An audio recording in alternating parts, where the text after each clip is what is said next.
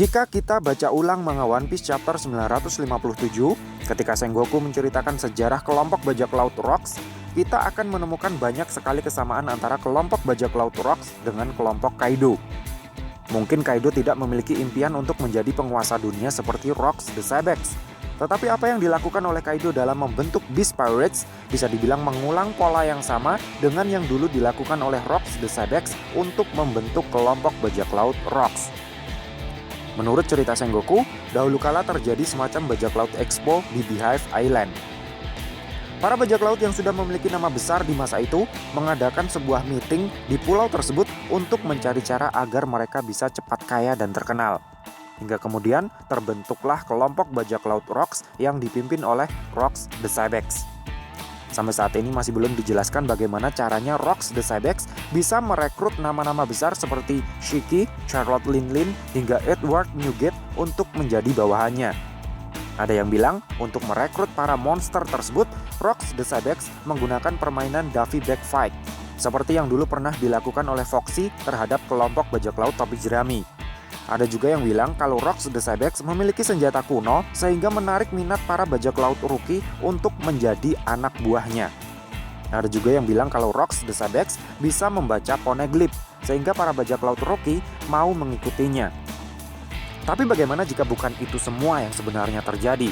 Bagaimana jika Shiki, Linlin, hingga Shirohige terpaksa mau menjadi anak buah Rocks murni karena kekuatan Rocks the Sabex yang jauh di atas mereka? Rocks mengoplok Shiki, Linlin, hingga Shirohige dan memaksa mereka untuk menjadi bagian dari Rocks Pirates seperti yang selama ini Kaido lakukan untuk membangun Beast Pirates. Pada manga One Piece chapter 957 disebutkan kalau status Kaido di dalam kelompok bajak laut Rocks hanyalah sebagai apprentice, sebagai murid.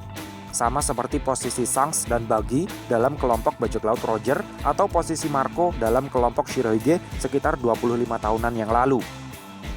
Maka dari itu, ilmu yang dia dapat dan dia terapkan dalam membangun Beast Pirates kemungkinan besar meniru gaya gurunya, meniru cara Rocks the Sabex dalam membangun kelompok bajak laut Rocks. Seperti yang kita semua tahu, pada manga One Piece chapter 795, Kaido tiba-tiba jatuh di pulau tempat Kid, Hawkins, dan Appo yang sedang melakukan meeting untuk membentuk sebuah aliansi penakluk Yonko.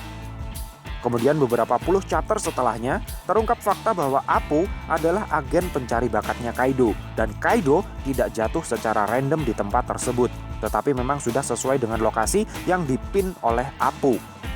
Kaido datang ke lokasi meeting tersebut dengan tujuan untuk mengintimidasi kelompok bajak laut Kid dan Hawkins agar mau menjadi anak buahnya. Dan kini, di manga One Piece chapter 980-an, terungkap fakta bahwa para underlingnya Kaido, termasuk para Flying Six, merupakan para mantan bajak laut independen yang dulu pernah dia koplok kemudian dia paksa untuk mau menjadi anak buahnya. Kami rasa konsep pemaksaan yang dijalankan oleh Kaido ini adalah konsep yang sama yang diterapkan oleh Rocks the Sabex untuk merekrut Shiki, Charlotte Linlin, hingga Shirohige. Dan menariknya, entah ini kebetulan atau memang disengaja oleh Eiichiro Oda, jumlah kapten bajak laut monster yang sudah diketahui pernah bekerja di bawah tangan besinya Rocks the Sabex ada 7 orang. Golden Lion Shiki, Big Mom, Shirohige, Kaido, Kapten John, Silver Axe, dan Ochu. Jika Kaido dihilangkan dari daftar tersebut karena statusnya yang saat itu masih sebagai apprentice, maka jumlahnya ada 6 kapten bajak laut monster yang bekerja di bawah perintah Rocks the Sabex. Jumlah yang sama dengan 6 headliner terkuat Kaido, Flying Six atau Tobiropo. Maka dari itu kami menduga konsep Flying Six yang diterapkan oleh Kaido dalam Beast Pirates-nya adalah konsep yang sama yang dulu pernah diterapkan oleh Kapten Rocks di dalam kelompok bajak lautnya. Dengan kata lain, Shiki, Big Mom, Shirohige, Kapten John, Silver Axe, dan Ochu dulunya adalah member Flying Six-nya bajak laut Rocks. Dan seperti yang kita bisa lihat sekarang, ke-6 orang tersebut pada akhirnya membangun kelompok bajak laut mereka masing-masing beberapa tahun setelah kekalahan Rocks. Kemudian, berdasarkan catatan sejarah kelam gurunya Kaido ini, kami pikir kejadian yang serupa juga akan dialami oleh Kaido, karena Kaido kesannya juga menempuh jalan yang sama. Nah, jika fakta ini kemudian dihubungkan dengan kejadian di God Valley 40 tahun yang lalu, maka kita akan menemukan sebuah kemungkinan yang lebih menarik lagi. Menurut perkataan Sengoku, salah satu alasan kenapa kelompok bajak laut Rocks bisa dikalahkan adalah karena orang-orang besar yang bekerja di bawahnya susah diatur. Mereka tidak kompak sebagai satu kesatuan. Hal ini kemudian dibenarkan oleh Shirohige pada manga One Piece chapter 964 ketika dia secara terang-terangan menolak keinginan Oden untuk bergabung dengan krunya. Karena menurutnya, Oden bukanlah tipikal orang yang bisa menjadi pengikut. Shirohige bilang, kelompok bajak lautnya yang terdahulu hancur gara-gara berisi orang-orang yang susah diatur seperti Oden. Kami pikir kelompok bajak lautnya yang terdahulu yang dimaksudkan oleh Shirohige ini tentu adalah kelompok bajak laut Rocks. Dan Shirohige tidak sendirian. Hal yang serupa juga terjadi pada Big Mom.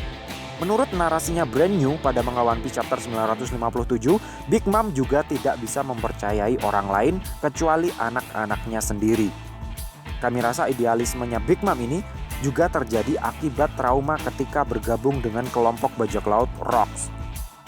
Kemungkinan ada pengkhianatan besar di antara para Flying Six-nya Rocks the Sabex ini. Uniknya, apa yang terjadi di dalam kelompok bajak laut Rocks 40 tahunan yang lalu, saat ini sepertinya juga sedang terjadi di dalam kelompok bajak laut hewan buas. Para Flying Six-nya Kaido susah diatur. Mereka suka bertindak semau mereka sendiri, mereka tidak peduli dengan hierarki organisasi dan hanya mau melakukan sesuatu jika itu diperintahkan langsung oleh Kaido.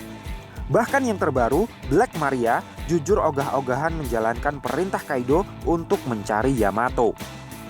Dari semua benang merah ini kami pun menarik kesimpulan kalau pada akhirnya nanti para member Flying Six akan bentrok satu sama lain, yang membuat kekuatan tempur Kaido melemah. Kondisi yang tidak solid inilah yang kemudian akan dimanfaatkan oleh Luffy dan yang lainnya untuk bisa menghancurkan kelompok Kaido. Yang jadi pertanyaan sekarang, siapa kira-kira nanti yang akan bertarung langsung menghadapi Kaido? Luffy dan Zoro kemungkinan besar pasti akan menghadapi Kaido karena Luffy adalah si tokoh utama dan Zoro punya Enma yang punya catatan historis dengan Kaido. Tapi kedua orang ini saja kami rasa masih belum cukup untuk bisa menghandle seorang Kaido. Butuh setidaknya satu lagi tenaga tambahan untuk bisa menaklukkan si Raja Hewan Buas. Tapi kami pikir itu bukanlah Eustace Kid ataupun Trafalgar Law, apalagi para Scabbards. Kami pikir yang akan membantu Luffy dan Zoro adalah salah satu anggota Angkatan Laut, seperti halnya tim Tech Marine dan Bajak Laut yang dulu dilakukan oleh Monkey D. Garp dan Goldie Roger saat mengalahkan Rocks the Sabex. Namun Diaz Drake, salah satu marinir yang saat ini berada di Wano, bukan pilihan kami. Kami malah lebih condong kalau marinir muda yang akan membantu Luffy dan Zoro mengalahkan Kaido adalah Koby. Banyak alasan yang membuat kami berpikir kalau Koby pasti akan ikut berperan besar dalam puncak perang Wano nanti. Pada manga One Piece chapter 956, Koby memang terlihat sedang sibuk memimpin armadanya menyerbu Amazon Lily untuk menangkap sang ratu bajak laut, Buah Hancock. Kami pikir dipilihnya Koby oleh Eiichiro Oda untuk menggerebek Amazon Lily bukan tanpa alasan. Kita semua tentu tahu, baik Koby maupun Hancock, keduanya memiliki hubungan emosional yang sangat baik dengan Luffy. Sehingga kami pikir bukan pertarungan koplok-koplokan yang akan terjadi jika Koby bertemu dengan Hancock. Keduanya justru akan chit-chat tentang Luffy yang berujung pada pasrahnya Buah Hancock untuk dibawa oleh Koby. Tapi bukan ke Impel Down, Koby akan membawanya. Dia akan membawa Buah Hancock menuju Wano Kuni untuk membantu Luffy melawan Kaido. Hal ini penting dilakukan mengingat pada chapter yang sama, Koby dan Diaz Drake yang ternyata merupakan agen mata-mata Angkatan Laut SWORD berbicara dengan menggunakan bahasa telik sandi bahwa hal itu yang sudah didiskusikan sebelumnya tidak mungkin dilakukan karena keterbatasan SDM Angkatan Laut. Menurut kami yang dimaksud Koby dengan hal itu adalah pengiriman bala bantuan pasukan Angkatan Laut ke Wano. Karena Koby bilang kepada Diaz Drake kalau hal itu tidak mungkin dilakukan karena keterbatasan sumber daya manusia, karena di saat yang bersamaan pasukan Angkatan Laut sedang terpecah-pecah untuk penangkapan para ex-Shichibukai dan pengamanan mudik para anggota kerajaan peserta Levelly, maka Koby pasti akan mencari opsi lain, dan peluang besar ada di depan matanya. Buah Hancock dan Kuja Pirates-nya adalah opsi yang paling tepat untuk diajak bekerja sama membantu penyerbuan ke Wano dengan alibi untuk membantu sang pangeran pujaan hati Monkey D. Luffy. Karena di chapter 956 Diaz Drake bilang belum ada kabar apapun tentang kondisi Luffy di penjara Udon, Koby pasti berpikir saat ini status Luffy juga masih menjadi tahanan Udon. Dan jika informasi ini sampai didengar oleh buah Hancock, kalian pasti sudah bisa menebak sendiri tindakan macam apa yang pasti akan dilakukan oleh sang Ratu Bajak Laut. Tanpa pikir panjang lagi, buah Hancock dan bajak laut kujanya pasti akan langsung setuju menemani Koby menuju Wano. Kedatangan Koby dan kuja Pirates ke Wano inilah yang akan menjadi titik awal pertunjukan kekuatan baru Koby, yang pada manga One Piece chapter 903, Helmeppo bilang kemampuan Kenbun Shoku Haki-nya Koby sungguh gila. Kami pikir yang mengalami peningkatan kekuatan secara gila-gilaan selama 2 tahun time skip bukan hanya Luffy, tetapi juga Koby. Keduanya menunjukkan tekad api yang sangat kuat dalam perang Marineford yang nyaris merenggut nyawa mereka. Dan selama time skip, keduanya dibimbing oleh guru-guru yang legend yang satu angkatan. Luffy dididik langsung oleh Rayleigh, mantan tangan kanan Raja Bajak Laut Goldie Roger. Sementara Koby dididik langsung oleh Monkey D. Garp, sang pahlawan angkatan laut yang dulu pernah mengalahkan Rox the Sebex. Berdasarkan dari kisah hidup paralel tapi saling terhubung benang merah inilah, kami rasa takdir Koby yang ingin menjadi seorang admiral dan takdir Luffy yang ingin menjadi seorang Raja Bajak Laut akan kembali bertemu di hadapan Kaido.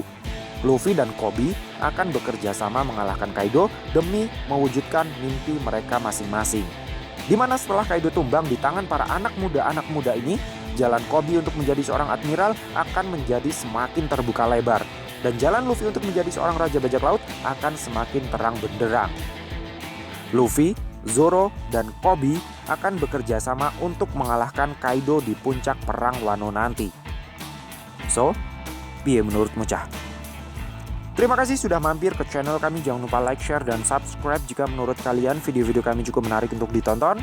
Sampai ketemu lagi dalam video kami yang berikutnya. And matur nuwun.